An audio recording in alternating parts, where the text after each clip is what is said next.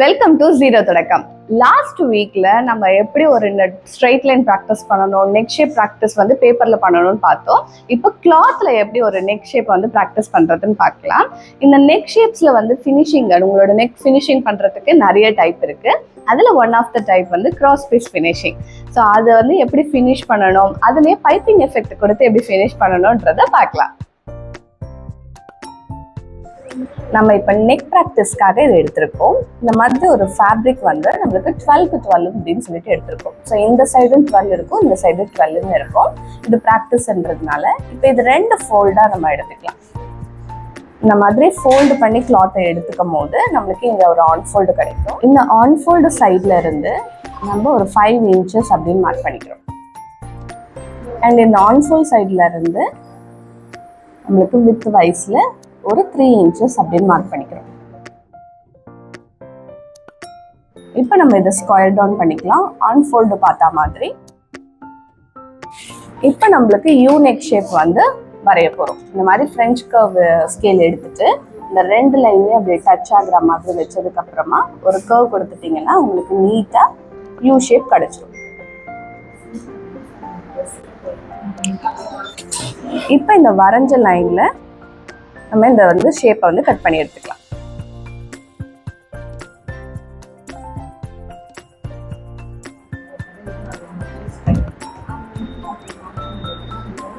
இந்த மாதிரி நம்ம கட் பண்ணி எடுக்கும் போது நம்மளுக்கு 1/2 வரைஞ்சது அனதர் சைடு நம்மளுக்கு அதே பொசிஷனுக்கு நம்மளுக்கு இந்த நெக் ஷேப் வந்து கிடைச்சிடும். இந்த நெக் ஷேப்பை ஃபினிஷ் பண்றதுக்கு நம்ம இப்போ கிராஸ் பீஸ் எடுக்க போறோம். இந்த மாதிரி எக்ஸ்ட்ரா கிளாத்ல இந்த மாதிரி டயகனலாக நம்ம ஒரு லைன் வரைஞ்சிக்கலாம். நம்ம ஏன் இந்த கிராஸாக வரைகிறோம் அப்படின்னு பார்த்தீங்கன்னா, யூ மாதிரி நெக் ஷேப்புக்கு துணி நம்ம வச்சு ஸ்டிச் பண்ணும்போது துணி விரிஞ்சு கொடுக்கணும். ஸ்ட்ரெயிட் லைனில் ஸ்ட்ரெயிட் லைன் இது பார்த்தீங்கன்னா இவ்வளோ தான் விரிஞ்சு கொடுக்கும். ஸோ இது வந்து நம்மளுக்கு பத்தாது. ஸோ அதனால தான் நம்ம டயகனலாக எடுக்கும் போது துணி நல்லா விரிஞ்சு கொடுக்கும்ன்றதுனால நம்ம இந்த மாதிரி கிராஸ் பீஸ் வச்சு ஃபினிஷ் பண்ணுறோம். ஸோ இப்போ என்ன பண்ண போகிறோம் அப்படின்னு பார்த்தீங்கன்னா, நம்மளுக்கு இந்த வரைஞ்ச லைன்ல இருந்து 1.25 inches சொல்லிட்டு வித் வந்து மார்க் பண்ணிக்கணும்.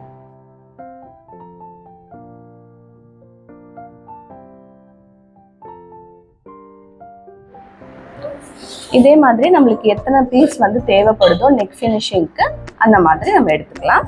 இப்போ இந்த லைன்ஸ் வந்து கட் பண்ணிக்கலாம்.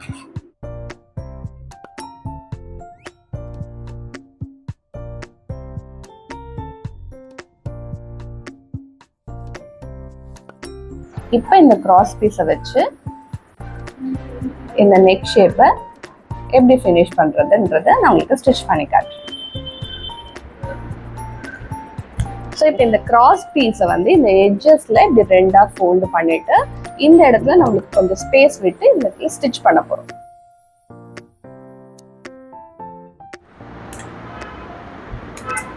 இது எதுக்காக இப்படி ஸ்டிச் பண்ணியிருக்கோம் அப்படின்னு பார்த்தீங்கன்னா, நம்ம ஸ்டிச் பண்ணி அதாவது பிளவுஸில் நம்ம நெக் ஃபினிஷிங் பண்ணினதுக்கு அப்புறமா ராங் சைடில் டேர்ன் பண்ணி நம்ம ஃபினிஷ் பண்ணும்போது ஈஸியாக இருக்கும் அப்படின்றதுக்காக இந்த மாதிரி ஒரு ஃபேக் ஸ்டிச் வந்து நம்ம கொடுத்துருக்கோம்.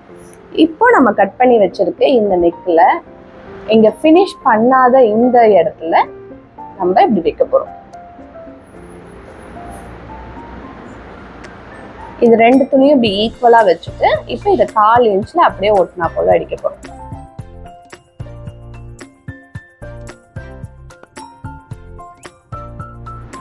துணியை வச்சு அடிக்கும் போது ரொம்ப இழுத்து அடிக்காம இதை பிளேஸ் பண்ணி அடிக்கணும்.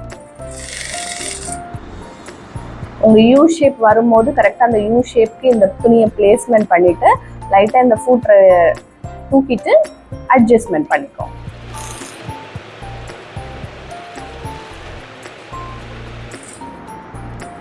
ஸோ இந்த மாதிரி நம்ம அட்ஜஸ்ட் பண்ணி அடிக்கும் போது உங்களுக்கு யூ நெக் வந்து ஸ்டிச் பண்றது ஈஸியா இருக்கும்.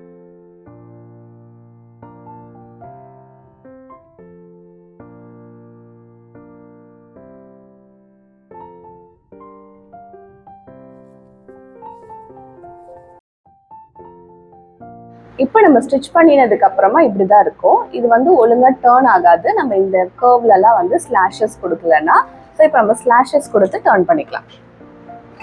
இந்த எக்ஸஸ் எல்லாமே கட் பண்ணிட்டு இப்போ இந்த டர்னிங்ஸ் எல்லாமே நம்ம ஸ்லாஷஸ் கொடுத்துக்கலாம். நம்ம வந்து டில் ஸ்டிச் வரைக்கும் இந்த ஸ்லாஷஸ் கொடுக்கணும். பட் ஆனால் ஸ்டிச்சஸை கட் பண்ணாத மாதிரி பார்த்துக்கோங்க.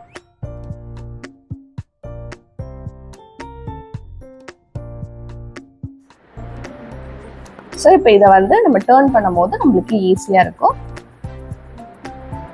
இதை டேர்ன் பண்ணிட்டு நம்ம இதில் டாப் ஸ்டிச் கொடுத்துட்டோம்னா நம்மளுக்கு நீட்டாக நெக் ஃபினிஷ் ஆகிடும். ஸோ இப்போ நம்ம பிளேஸ்மெண்ட் பண்ணினதுக்கு அப்புறமா இந்த டேர்னிங் பாயிண்ட் இந்த ஃபூட்டரோட எட்ஜில் இப்படி கரெக்டாக வச்சுட்டோம்னா நம்மளுக்கு இந்த கைட்லைன் வந்து ஈஸியாக இருக்கும் ஸ்டிச் பண்ணுறதுக்கு.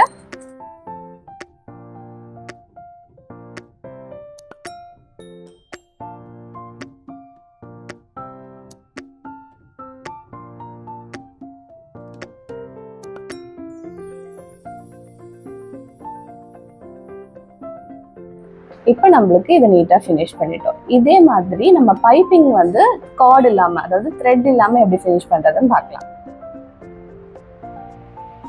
ஸோ இப்போ உங்களுக்கு பைப்பிங் எந்த கலரில் வேணுமோ அந்த கலரில் கிளாத்தில் வந்து நம்ம இந்த மாதிரி கிராஸ் பீஸை எடுத்துட்டு நம்ம ஃபினிஷ் பண்ணி ஸ்லாஷஸ் கொடுத்து வச்சுருக்கோம்.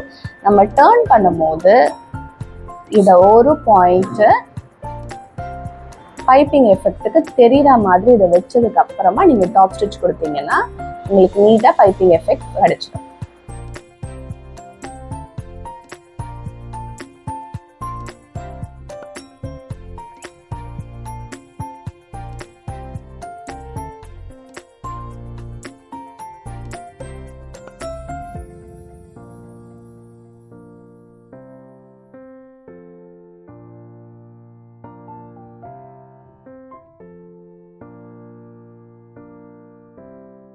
இப்போ நம்மளுக்கு நீட்டாக இந்த மாதிரி பைப்பிங் எஃபெக்டும் கிடைச்சிருச்சு. நீங்களும் ட்ரை பண்ணிட்டு அடுத்த வீடியோவில் என்ன போடலான்னு சொல்லிட்டு கமெண்ட் பண்ணுங்க.